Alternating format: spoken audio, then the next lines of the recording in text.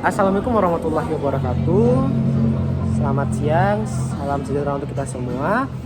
Yang pertama, yang terhormat Bapak Muhammad Razi, STMSI sebagai dosen pengampu. Dan sebelumnya perkenalkan saya Akbar Kurnia Adarson dengan nomor induk mahasiswa C1D1 22014. Pada kesempatan kali ini kami akan mempresentasikan hasil diskusi kelompok kami ya mengenai topik software.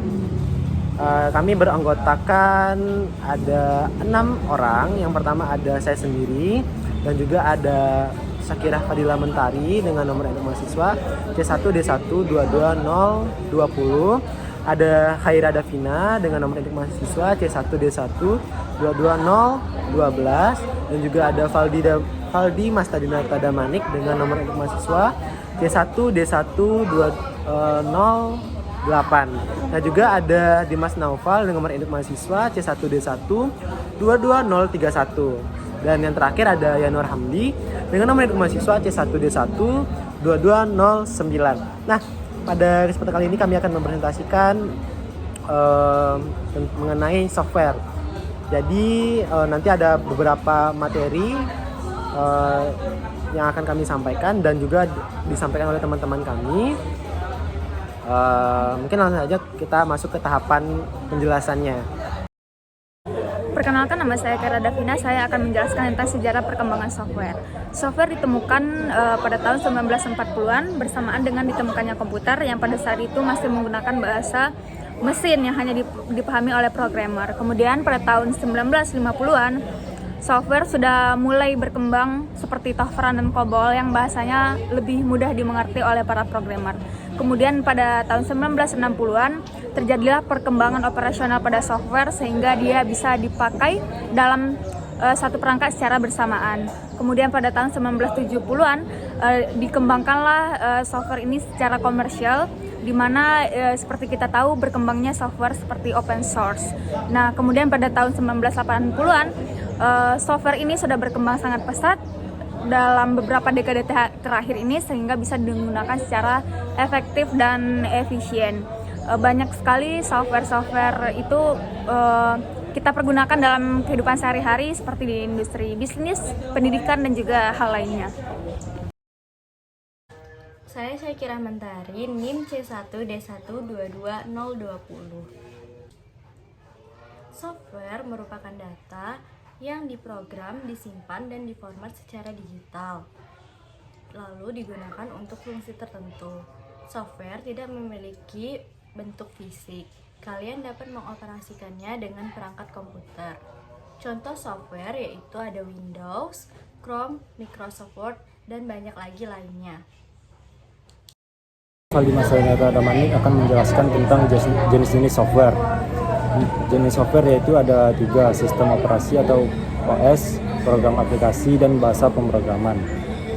OS adalah software yang pertama kali harus diinstal di komputer.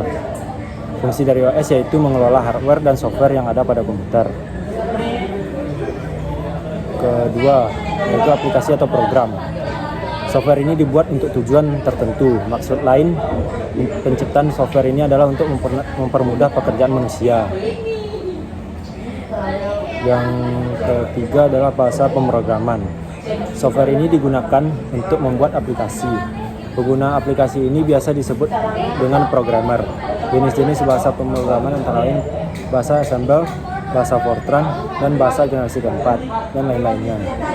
Itu saja untuk jenis-jenis software. Terima kasih. Nama saya Akbar Kurnia Adarson dengan nomor induk mahasiswa C1D1 22014. Pada kesempatan kali ini saya akan menjelaskan atau memaparkan materi tentang proses atau tahapan dari pembuatan sebuah software. Sebelum itu tentunya kita akan melakukan analisis kebutuhan pengguna, yang mana tujuan kegiatan ini ditujukan untuk mengetahui program seperti apa yang dibutuhkan oleh para user kita. Kemudian setelah kita analisis, kita bikin perencanaan yang matang untuk membuat sebuah software. Adapun banyak jenis perencanaan yang bisa dilakukan, contohnya ada penyusunan jadwal kerja, ada pembagian tugas, juga ada pembuatan algoritma dari software yang akan dibuat. Seterusnya setelah perencanaan kita laksanakan, kita membuat desainnya, yang mana kegiatan ini akan kerjakan oleh UI UX designer.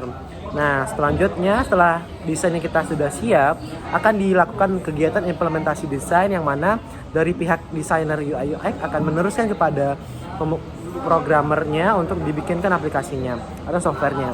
Kemudian ada dokumentasi. Nah, setelah implementasi atau codingnya sudah selesai, tahap berikutnya adalah pembuatan dokumentasi yang bertujuan untuk kita tahu bagaimana panduan dalam proses pengembangan software itu. Juga dokumentasi memudahkan saat menyampaikan atau menjelaskan mengenai software tersebut kepada para klien atau tim lainnya. Seterusnya ada testing. Nah, testing ini setelah kita bikinkan softwarenya, kita lakukan uji coba softwarenya agar kita tahu bagaimana fitur dan kinerja softwarenya, serta nanti dengan hasil kita menguji coba itu kita dapat mengevaluasi apa saja yang kurang dan apa yang perlu ditambahkan dalam software kita. Selanjutnya ada deployment, yaitu tahap ini pembuatan software tidak berhenti pada testing meskipun aplikasi yang dibuat berjalan dengan baik. Selain itu juga masih proses deployment. Dan tahapan terakhir kita akan melakukan maintenance dan update. Tahapan akhir ini dalam pembuatan software adalah maintenance dan update atau software yang sudah diluncurkan tidak bisa dibiarkan begitu saja. Tentu kita butuh yang namanya penambahan fitur juga untuk memperbaiki kinerja atau bug-bug yang terjadi di software kita. Nah, itulah yang dapat kita laksanakan dalam pembuatan software ini. Terima kasih. Itu